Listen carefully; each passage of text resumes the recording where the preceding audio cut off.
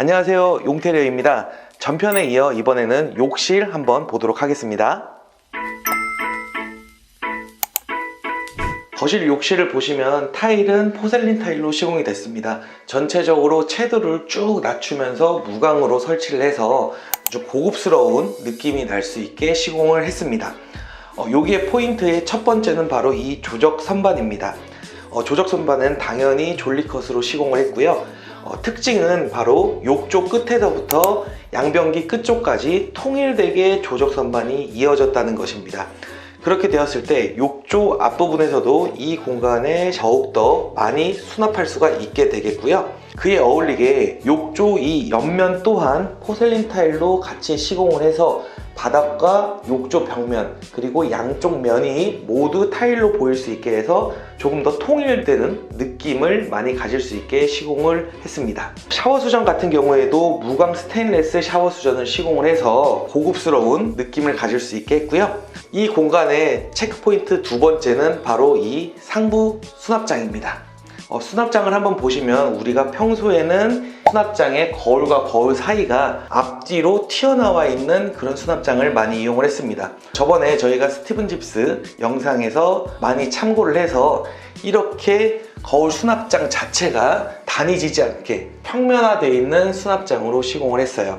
그렇게 되면 문을 닫았을 때는 전체적으로 평면 거울이 느낌이 날 수 있게 시공을 했고요. 그리고 실질적으로 열었을 때는 이런 식으로 단이 지면서 수납 공간을 활용할 수 있게 시공이 되었습니다. 그리고 조금 더 분위기 있는 느낌을 살리기 위해서 하부 그리고 장의 상부 이렇게 두 군데에 간접 조명을 넣어서 이 간접 조명만으로도 따뜻한 느낌이 들 수 있게 시공을 했고요. 이제 체크포인트 세 번째, 양변기와 조적 선반의 관계에 대해서 한번 보도록 할게요. 자, 이쪽을 보시면 바로 이 양변기와 조적 선반의 문제점이 일반 현장에서는 매우 많습니다.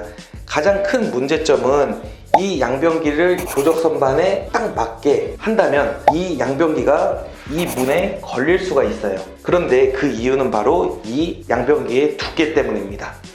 저희 같은 경우에는 조적 선반을 끝까지 쌓고 기존의 하수 배관, 수도 배관을 이쪽 앞쪽으로 끄집어냈습니다.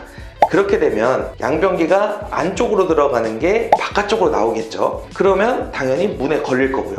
그래서 탱크가 없는 아메리칸 스탠다드 스탠리 양변기를 사용을 했습니다. 그렇게 되면 이 앞 공간이 줄어들기 때문에 조적 선반 자체를 그대로 사용할 수가 있게 되는 겁니다. 더군다나 비대 일체형은 원하지 않으셔서 비대와 비슷한 느낌을 줄 수 있도록 리모컨 형태로 시공을 했습니다.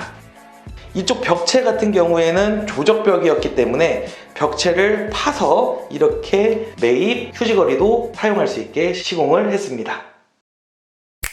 네, 이번엔 안방 욕실 아주 많은 변화가 있었는데요. 어떻게 바뀌었는지 한번 보도록 할게요.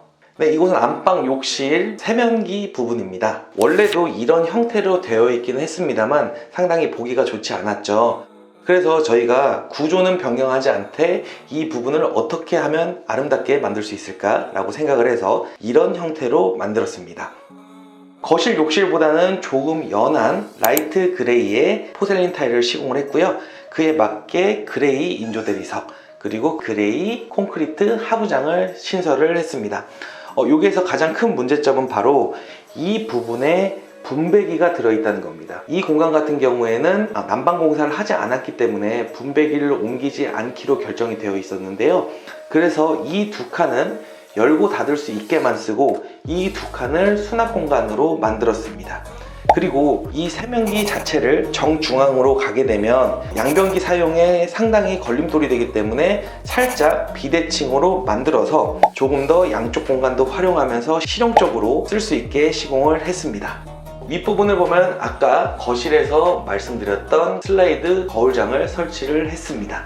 보시면 이 경계가 없기 때문에 당연히 통으로 된 유리와 같은 효과를 내올 수가 있고요. 위아래로는 간접 조명, 상부에는 할로겐 조명을 시공해서 세면 수전을 더욱더 돋보이게 만들었습니다. 이 안방 욕실의 가장 큰 체크 포인트는 바로 벽체입니다. 이 벽체 같은 경우는 방수석고로 시공하시는 분들이 많은데요. 방수석고로 시공을 하면 시간이 오래 지나면 방수의 역할이 줄어들 수 있기 때문에 웬만하면 이런 공간을 조적으로 사용하시는 것을 추천드립니다. 이 공간을 정확히 조적으로 분리를 해서 이쪽에는 양변기 공간, 그리고 이쪽엔 세면기 공간, 저쪽에는 샤워 공간을 만들 수 있게 분리를 했습니다. 이 가벽을 설치를 하는 순간 일반 샤워 부스보다는 약 10cm 정도가 늘어날 수는 있는데요. 그 정도 공간이 투자할 만한 가치가 있고 샤워 공간이 충분히 나온다면 이거를 하는 방법도 좋은 방법 중에 하나라고 생각을 합니다. 왜 그러냐면 더욱더 고급스럽고 또한 유리에 물 뺏기는 것들이 방지될 수 있습니다. 더 자세한 상황은 이쪽으로 직접 들어가서 한번 보도록 할게요.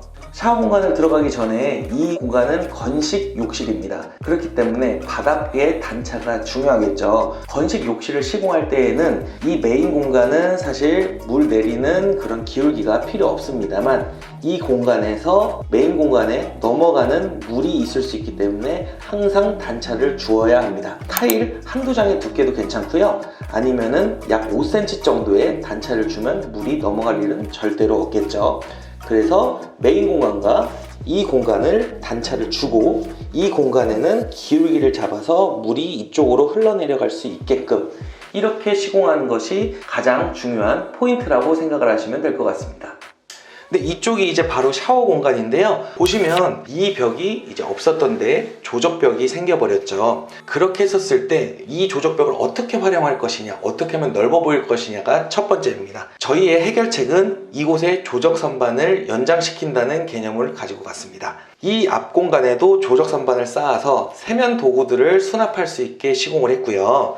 그리고 이것과 같이 이렇게 기역자로 꺾여서 이 공간에도 세면 도구를 수납할 수 있게 시공을 했습니다. 그렇게 되면 당연히 전체 기역자 공간의 수납 공간이 넓어질 뿐만 아니라 이 공간이 파임으로써 통일된 느낌을 가져갑니다. 그렇게 되면 더욱더 넓어 보이는 효과를 가져갈 수 있겠죠. 조적 파티션을 시공을 할 때 가장 큰 문제점은 바로 이 샤워 공간인데요. 제가 덩치가 좀 있는 편인데 우리가 이렇게 서 있을 때 공간을 계산하면 안 됩니다. 샤워를 했을 때 어느 정도 팔에 동선이 들어가야 된다는 거예요. 그랬을 때 이 부분, 이 양쪽의 공간이 최소 80cm, 85cm가 나와야 이 시공을 했을 때 생활하는데 불편함이 없을 겁니다. 꼭 기억을 해주시기 바래요.